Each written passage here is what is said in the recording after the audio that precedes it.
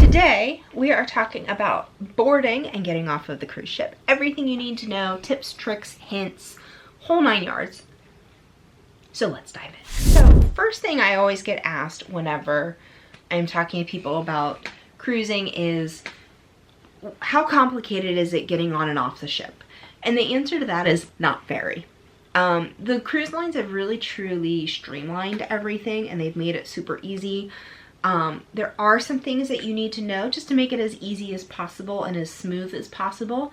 And so today we're going to talk about all of those things. So first things first is, and I basically made some different questions and everything so that I could answer all of your questions about getting on and off a ship. So number one is, what documents do I need to board a cruise? I always tell everybody, have your passport. However, I also recognize that sometimes that's not doable. So cruises have two different types of cruises. One they call a closed loop cruise and the other is called an open cruise. So a closed loop cruise is literally what it sounds like. You start and you stop at the same destination. So you start like in Galveston, you do all your ports, and then you come back to Galveston.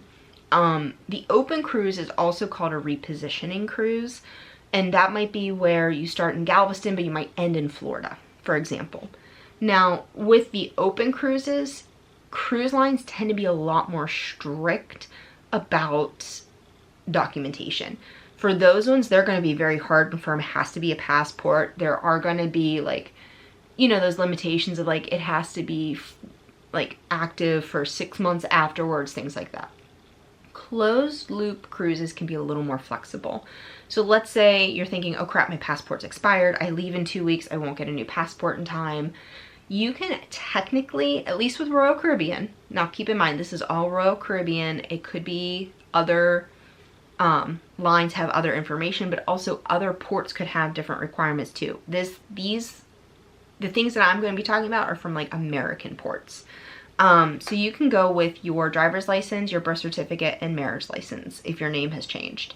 So in doing that, basically you're proving who you are and you'll be golden.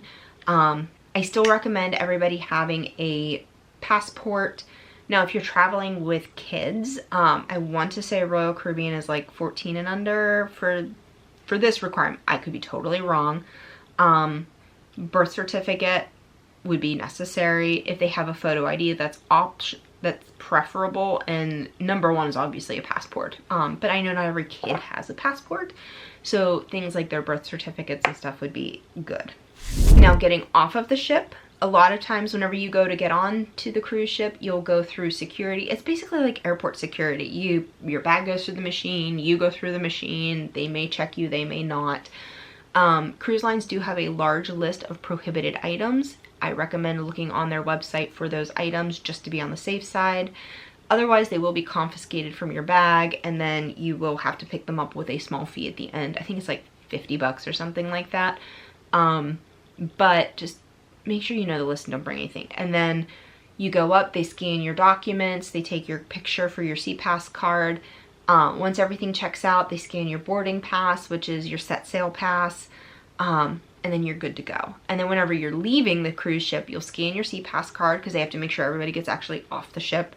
And then you will go through passport control, which is essentially they take a picture of you, verify it's you, and then you just keep going. So it's super easy. It's very streamlined. I mean, they've got to move thousands of people in a short amount of time. Next question is, how do I prepare my luggage for my cruise? So anything you're going to need that day and medications put into your carry-on. So I always suggest people put things like a change of clothes, a swimsuit, your medications, any toiletries you know you're going to need, put that into your carry-on. Everything else can go into your checked bag. So before your cruise, you will get luggage tags that will actually tell the people at the pier what deck you're on, what room you're in, things like that, so they know where to deliver. But it can take until 8 o'clock at night to get your bags delivered on board. And usually what they'll do is they'll put it like in your hallway, you have to find your bags, and then go from there. So anything that you are definitely going to need that day or that evening, put it in your carry-on, and you can take it on board. And then anything in your checked bag will then be handed off to the porter. So a lot of times when you arrive at the terminal, there will be a sign that'll say like luggage drop off. That's where you take your luggage. They will check the luggage tag, check your C-Pass, like your set sail pass, and then they take your luggage and you will see it again in a few hours. Next question is, what is the recommended arrival time for the cruise port? Now, at least with, I think this is across lines, I could be wrong, but at least with Royal Caribbean, whenever you check in, you can check in 45 days in advance. You're given an assigned time frame. So it might be like 12 to 2. And so because so many people are getting on board, a lot of lines will really strictly adhere to those times. And so depending on the size of the terminal, you may not even be allowed through security if your timing is too early or whatever. Or they'll let you in and check you in, but you have to go and sit down and wait. So adhere to your time. Now, if you are a suite guest, if you have a VIP program, things like that, you will then probably get an email with a much earlier time. Just show that and then you'll be golden. Next question is, what should I expect during check-in? So expect that you're going to go through security. They're going to check your documents. They're going to take your picture. They're going to verify your set sail pass or your boarding pass or whatever you want to call it. You might have to wait. So getting on board the ship is going to be very dependent upon how fast they can get everybody off the ship. So cruise lines are really only given like an hour, hour and a half for a turnaround. I know the latest time that we've ever gotten off the ship was 9:15, and the earliest we've ever been allowed on a ship is 10:30. So that's barely an hour. And so they have a very tight turnaround time. They have to make sure that everybody from the previous cruise is off the ship before they can even allow anybody onto the ship. So if something like that is delayed, don't be surprised. But once you get checked in and everything, they will have seats available if you have to wait, if you have to do anything like that. A lot of times once they start calling you and you board, they'll have photographers with like backgrounds of the ship that you can take photos of, and then you get on board. When you get on board, they'll scan your set sail pass again just to verify it's you, and then you go. Now, your C-Pass card, which that's what Royal Caribbean calls your card, won't be available until your room is available, and that's usually around 1 o'clock. So depending on when you get on board, your room may already be available. You may have to wait for a little bit. And then you go to your room, and then your cards are either outside or they'll be like unlocked, or the staterooms are unlocked and your cards are immediately inside. We've experienced it 2 different ways. So when we were on Icon, because it was the maiden voyage, nobody else had been in the room before us, so the stewards didn't have to turn the rooms over. All of the rooms were actually propped open. So nobody's stuff was inside or anything like that, but because it was the maiden voyage, rooms were propped open and our cards and stuff were on the bed. Or they will have like a little slot by your door number, and then your cards are just in there. So you'll go and pick those up, and then you're good to go at that point and enjoy the cruise. Next question is, what is security like? Honestly, I feel like it's very similar to airport security, except you don't have to take anything out of your bag. You do have to take everything out of your pockets. You go through the metal detectors, your bag goes through the scanner. It's fairly basic. It's not anything that's crazy. What should I put in my carry-on? Anything you need that day and that evening, plain and simple. We always pack our swimsuits, just because then if we want to go to the pool deck, we can. I always pack an extra outfit, an outfit for dinner, just in the event that our bags don't arrive until later, then we're covered. Any medications that you will need, all medications need to go in your carry-on just to be on the safe side. And then any toiletries that I might need that day. So if I need like sunscreen, or if I want to take a shower when I get on board, I'll pack like those things. So basically anything that you will need that day, because your luggage can take up till 8 p.m. to arrive. And then next question, when will I see my luggage again? So you dropped it off at the porters, you've dropped it off at the, drop off luggage desk. And then when will you see your checked bag again? So what they do is those bags all go through security. So there are prohibited items. Always look online for what those are. But they check all of the bags, make sure nobody's bringing anything they shouldn't. And then they get sorted by deck. And then they get brought up to the different decks. And then the room attendants will actually bring them to your hallway. So There have been times where our bags have been dropped off right outside of our room, but there's also have been times where they've been like 3-4 rooms down, but we see that that's our suitcase. So they are within your hallway, and then you just grab it and find it and go. They say 8 o'clock. I've never had it done later than 5 o'clock, but that doesn't mean that that doesn't happen. Next one is, how do I get to my cabin once I'm on board? So cabins are not ready when you're immediately on board unless you're on a maiden voyage, and then they just are. But usually cabins are ready around 1 o'clock. They will make an announcement that says your rooms are ready. At least on Royal Caribbean, they actually have doors that block you from being able to go into all of the stateroom hallways, just so then the room attendants and stewards have time to change everything over, clean everything, put fresh sheets and everything on to the beds. Once you do, those doors open once they make that announcement, and then you can go and you can find your room.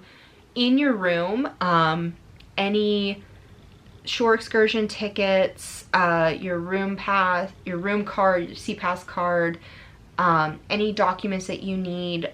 For example, like we've done certain like ship tours, and then we'll have a letter in our room that gives us that information.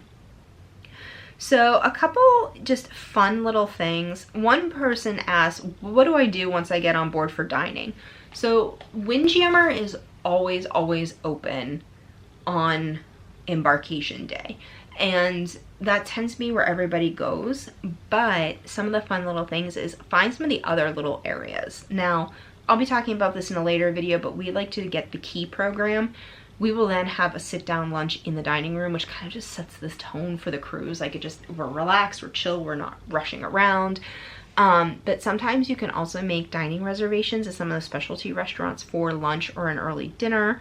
Sorrento's is always open. The Promenade Cafe is always open. So there's a ton of just free options for dining when you get on board. The other thing too is, depending on your port, the bars should also be open. Now, for example, like Texas has weird alcohol laws. You're not allowed to have like a bar open before 12 o'clock on a Sunday. So if we're sailing out of Galveston, we just know like the bars won't be open until we set sail, which it is what it is, and it's whatever. Something else that I always suggest to everybody is during Embarkation Day, explore the ship, get to know the ship, get comfortable with it. Whenever you board, you'll typically board at the Royal Promenade, which is kind of the central hub of the ship, and then just go out from there and take your time, because there's not many activities and there's not much to do until dinner time on day number 1. So like if you get lost and can't figure things out, you're not going to be late to anything. So take your time, explore the ship, and enjoy it. The other thing too is that's the day to make sure you have the Royal Caribbean app downloaded. The Royal Caribbean app will have all of your reservations on it. It will have the cruise compass, which is the itinerary and activity schedule. It'll have deck plans and how to navigate, how to make reservations. It'll have all of that information. But the other thing too is on the day that you get on board on Embarkation Day, they will have people from the entertainment stuff, from, you know, the spa, from the restaurants. They all have like basically kiosks all set up around the Royal Promenade. So if you want to make reservations or have any questions, they're there to help and take care of that. The final thing that you want to make sure that you do when you get on board is do your muster drill. So Royal Caribbean, after the pandemic, switched it to where before you board, you can actually watch the safety video, hear an example of the emergency bell, and see a video on how to put your life jacket on. You can do all of that. We actually typically do it when we're on our way to the port, just because then we know it's done. You'll be assigned your muster station, and then you go and you check in and they scan everything, and then they just make sure that you did it. The ship will not set sail until everybody has done their muster drill.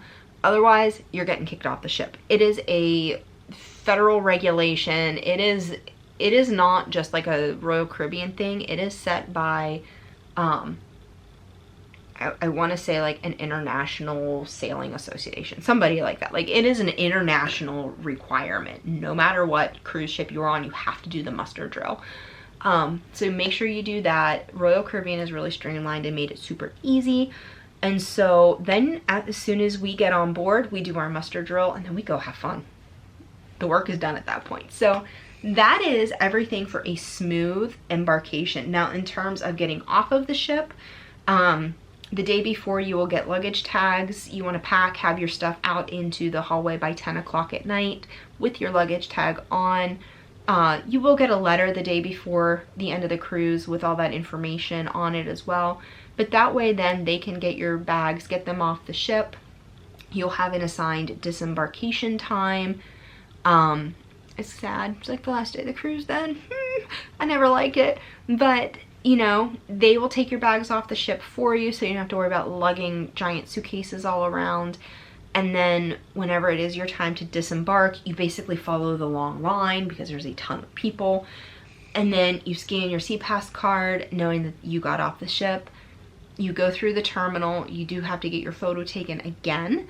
That is just to verify with passport control that you are who you are. And then you go into the hallway. They call it the luggage hallway, basically. Find your number that your luggage is tagged with. Grab your bags and go. So they do make it very easy. It is very streamlined. Getting on board is a little more complicated than leaving, but I hope this helps. If you guys have any questions, I'm always here to answer. I'm always happy to help plan any cruises, and I will see you guys in tomorrow's video.